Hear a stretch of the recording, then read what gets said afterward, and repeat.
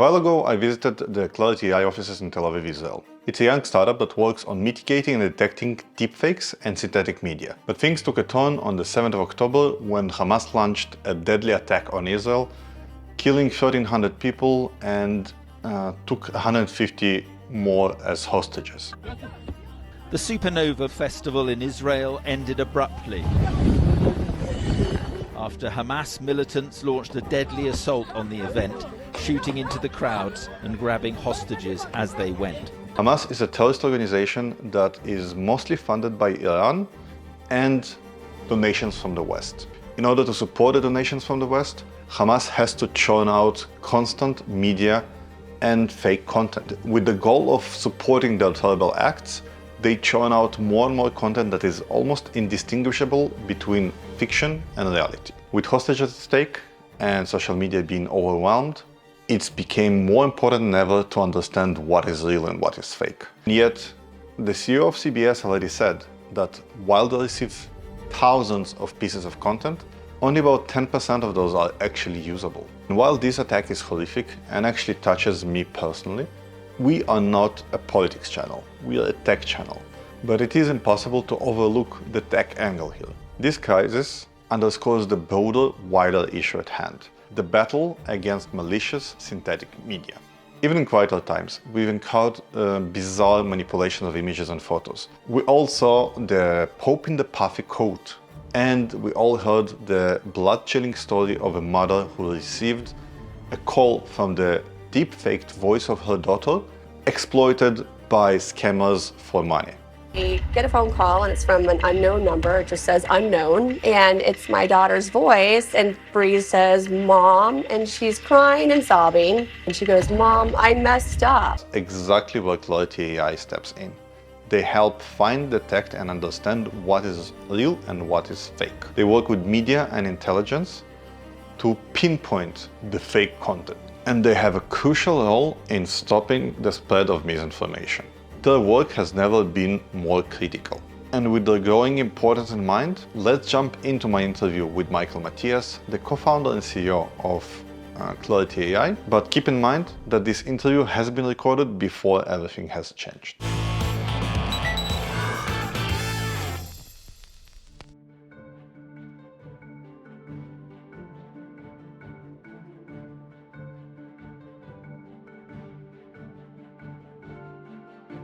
So today we're in Clarity.ai and we are with Michael Matthias, the CEO and founder of Clarity.ai. So tell us a little bit about what Clarity.ai is.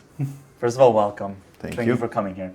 The world of media is changing, and the way that we experience media is changing. Part of it is generative AI, part of it is the creator economy, these two worlds combining, and you introduce synthetic, hyper-realistic media, deepfakes, then we need to adapt. And what we do at Clarity is we provide the distinction between reality or media that is authentic and media that is synthetic, along with other information about the media so that you can make good judgment decisions. And so allowing you and all of us to be able to have a healthy relationship with the media that we consume. Today, most of the generative AI tools are like moving towards adding some metadata or markings into the generated content to separate it from the synthetic from the authentic. So if the tools are putting the markings into the content, why does the world need you? Yeah. We're in a fragmented world. We're in an open source world where there's no one mechanism to be able to do what you just said. And it's an important distinction to make. There are different mechanisms for starting to watermark and authenticate different pieces of content. In this fragmented world that we live in, we need to take a media and be able to capture it from different angles and analyze it from different questions. Can we identify synthetic manipulation? Do we have proof as to the origination, the provenance? Can we leverage the metadata to say something interesting about the media? And we haven't even gotten to the questions about the content itself and whether the content represents truthness or reality, right?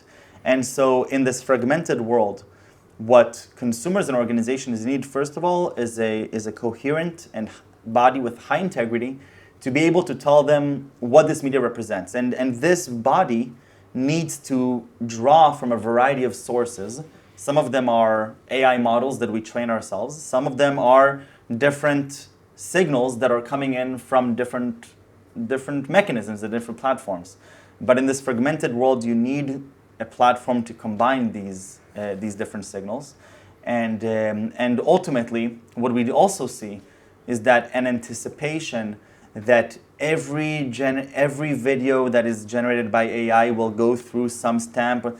That's not the world that we live in. And we just see that from the open source nature. We see it from the last year, just from GAN and diffusion models, how any form of censorship or watermarking immediately led to a rising of tenfold of GitHub repositories, which don't do that, right? And so that's the world that we're in. And some media will have markings. A lot of it will not. And that's why we need to tackle this question from many different angles.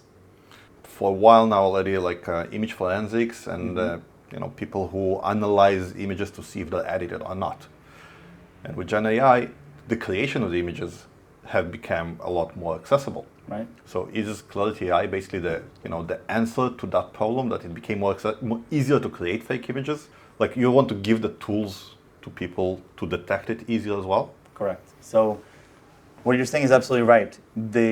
What's happening now is that misinformation has been around since writings and cave drawings were invented, yes? I'm sure cavemen would draw buffalo doing things that buffalo didn't do. Or that he hunted a bigger buffalo. Or that he hunted a bigger buffalo. Yeah. We've all been there, right? Yes. Now, what's happening is, you just said, it's this rapid explosion of creativity. And if before you had to be sort of conniving, almost half maliciously looking at a project to alter reality, we're entering a world in which media now represents a multitude of realities, and it's not a bad thing in essence. Mm-hmm. This way of getting creativity and portraying a multitude of realities, there's some beautiful aspects to it. I was listening to Freddie Mercury sing yesterday, and I almost started crying from how beautiful it was. Hearing an artist that I admire so much and I respect so much, singing a song which I grew up with, that combination never existed and never would exist in our coherent reality. Mm-hmm. Now, what is the problem? Until now, we did get used to the fact that media does represent our reality, for the most part, because not everybody had access to the tools that you're mentioning. Right? Photoshop was still a tool that very few people had in comparison to the volume of media generated. And it required a lot of skills as well. Correct. And so we always had alternate realities in media. It's just that we still had 99% photons from the real world and 1%, people who had the skills. Now it's shifting. Europol and Stanford agree that by 2026, 90% of media online will be synthetically generated. Now that just means that the media that we perceive by default doesn't necessarily represent our reality. And what we do at Clarity is we give the tools to distinguish whether the media that you're observing represents our reality or an alternate reality. And by giving that stamp and by giving that indication, we can then have people make good judgment decisions, whether it's national security, legal, banking, or my grandmother or my niece. Mm-hmm. It affects all of us, and media is such an integral part of our life. Yeah, and at the end of the day, synthetic media has a lot of very good, very beneficial usages, right? Sure. You mentioned, let's say, a picture of my grandmother that was black and white and completely ruined, and now you can, colorize it and clean it up, and that's a good thing, right? Imagine a person who lost his voice due to disease, and all of a sudden they can continue speaking and communicating with the world in their real born voice. Right. There's beautiful use cases. The only thing that we should agree on as a society is that we need to make that distinction. When are we experiencing reality and when we're experiencing somebody's creative reality? Yeah. And that is extremely important when it comes to not just synthetic media, but synthetic media in the world of deepfake or hyper-realistic media, because it can be confusing. Mm-hmm. You could observe a person that you know and trust doing and saying something they never did. And it's out of our control. The open source world, there was a GitHub repository, Roop, from about a week and a half ago. Mm-hmm. When I went in there, it had about 1,500 stars. That's a lot of stars on GitHub. I went in there 3 days later, it had 10,000. And that's just the ones that started, and it's just and it's specifically a repository where you can just take an image of a person, take a source video, and then do face swapping in one click, right? And all you need to do is pip install, right? That's it. Yeah. And even that is complicated for most people. So imagine what's going to happen in just a short while when all you're going to need to do is just go to a website. And there are websites already, but it's getting so much better. Like you don't even need to do pip install. I mean, even here on my channel, like I showed the tools, you know, with one click on Discord, you change the face. 100%. And 100%. And now then they're getting much better. So until now, these just drag and drop images, they looked okay, but you could still distinguish. We're getting to a point in the coming months where they really will become indistinguishable, and we can just see the efforts put in by the industry, you know, by the economy. You know, the economy speaks for itself, and how this advances. And so it's a very timely situation we're in. What for you is the success of Clarity.ai?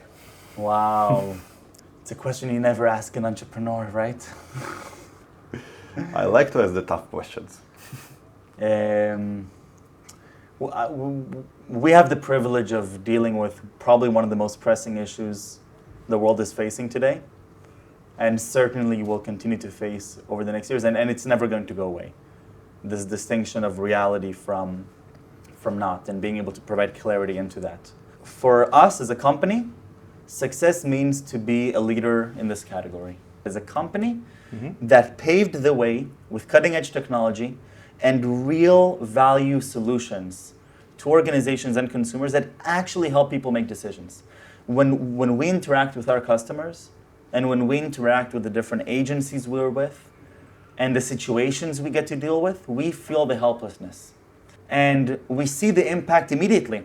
That feeling of not being able to tell what you're looking at, and then having the tools to be able to make that interpretation, it's one, I think, on a human level, it's a very scary feeling to not be in control, right? It's something that we can all experience together.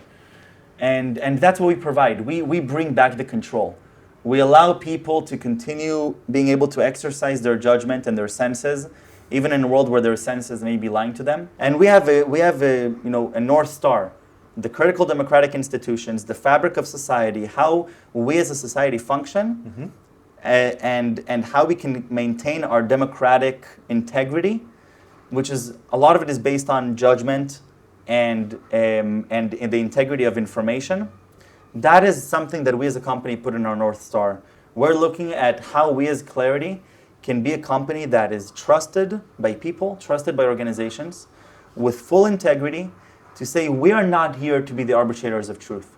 We believe that in this new reality, where anybody can express an alternate dimension to what is happening, we need to provide the distinction of what this media really represents. Are you the next checkpoint? I think that's the potential, and even beyond that, 100%. Because it's not just we are a cybersecurity company, but it's on the individual level, and it's something that every person needs.